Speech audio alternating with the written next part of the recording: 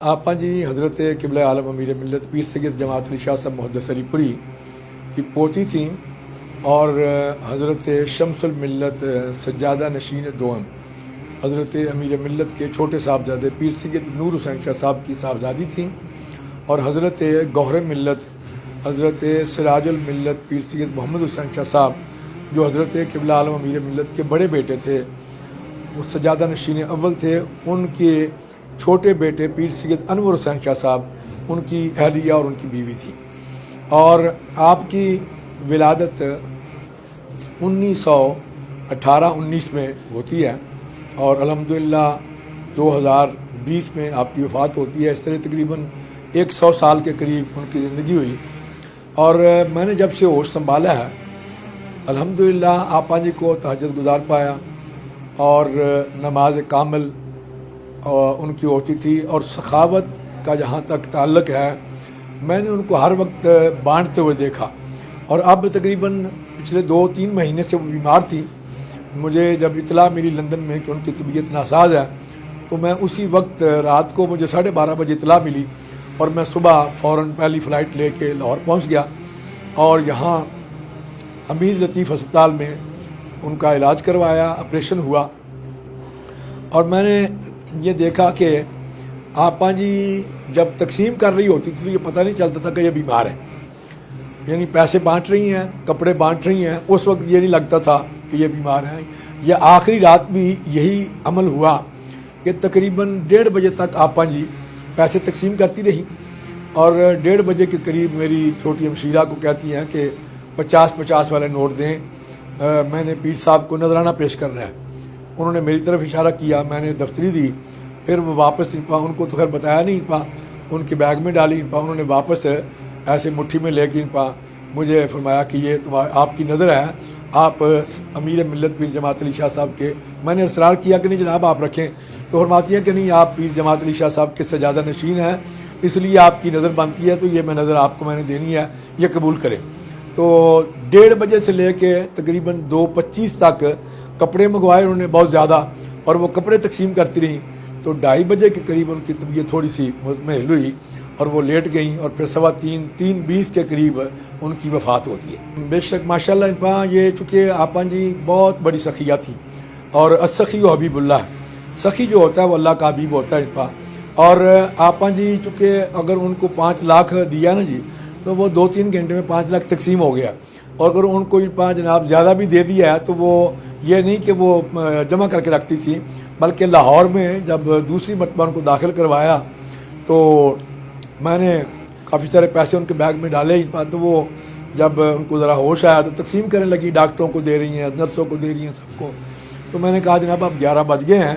तो अब थोड़ी देर आराम कर लें, बाकी सुबह तकसीम करना। तो फरमाती हैं कि नहीं मुनव्वर ये तकसीम कराएंगे तो फिर हो होंगे। तो मैंने सोचा कि इस वक्त रात का टाइम है, यहाँ इस वक्त कहाँ से पैसे आने हैं। थोड़ी देर के बाद हमारी बहन जो है वो आ गई, भाभी आ गई और कुछ फैमिली के लोग आ गए। उन्होंने आके वो आपा जी को नजराना पेश किया, बैग फिर भर गया और फिर तकसीम करना शुरू कर दिया उन्होंने। तो उनका ये होता था कि जब उनके बैग में पैसे नहीं होते थे उस वक्त परेशान हो जाती थी, जैसी तरह को परेशान होती उसी वक्त अल्लाह ताला गैब से असबाब पैदा करते और फिर जनाब बैग भर जाता और फिर वो तकसीम करना शुरू करती। पिछले दिनों यहाँ हमारे शेख मोहम्मद उस्मान साहब हैं लाहौर के, वो आए जनाजे के मौका पर, तो वो कहने लगे कि जनाब ये नहीं हुआ कि आपा जी को अगर 5,000 रुपया या 2,000 रुपया नज़र पेश किया है तो उन्होंने आगे से डबल करके ना भेजो, यानी 5,000 दिया है तो उन्होंने 10,000 करके आगे से ना दियो, कपड़े अलग और तबर्रकात अलग जनाब। तो इस तरह से अल्हम्दुलिल्लाह चूँकि आपा जी यहाँ सखावत करती रहीं और जिस दिन से उनकी वफ़ात हुई है हमशीरगान मेरी बहनें जो हैं वो रोज़ाना कहती हैं कि आपा जी घर से क्या गई हैं, सारी रौनक जो है, बरकत जो है वहाँ अपने साथ ले गई हैं। आप देख रहे हैं कि रोज़ाना दरबार शरीफ पर अल्हम्दुलिल्लाह हज़ारों का इज्तिमा होता है और रोज़ाना अफ्तारी का अहतमाम होता है। उलमा किराम नात खान हज़रात तशरीफ़ लाते हैं दूर दूर से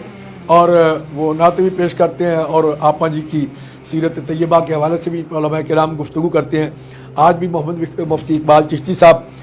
लाहौर से आए हुए थे, इसी तरीके अल्लामा तबस्सुम बशीर अवैसी साहब और दीगर अहबाब जो हैं वो आते रहते हैं। और अल्हम्दुलिल्लाह आपा जी क्योंकि लॉकडाउन کے دوران آپا جی کا جنازہ ہوا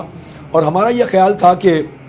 اتنے زیادہ لوگ نہیں ہوں گے، اس کے باوجود بہت زیادہ اجتماع ہو گیا، اور پھر میں نے یہ حالات کی مناسبت سے یہ اعلان کیا کہ آپ جہاں جہاں ہیں، کیونکہ لوگ پوچھ رہے تھے کہ جناب کل کے ختم کب ہے، 10واں کب ہے، تو میں نے یہ اعلان کیا کہ بھائی آپ اپنے اپنے جہاں جہاں لوگ ہیں وہیں اپنے ختم پاک کا اہتمام کریں اور پڑھا کے آپا جی کو جو ہے وہ بخشیں۔ تو الحمدللہ اس سلسلے میں پھر امریکہ سے، کینیڈا سے، Germany, France, Holland, Denmark, Norway, Italy اور جناب افغانستان اور جناب بنگلہ دیش اور دیگر انڈیا، مدراس، سری نگر، کہاں سے لوگوں نے جناب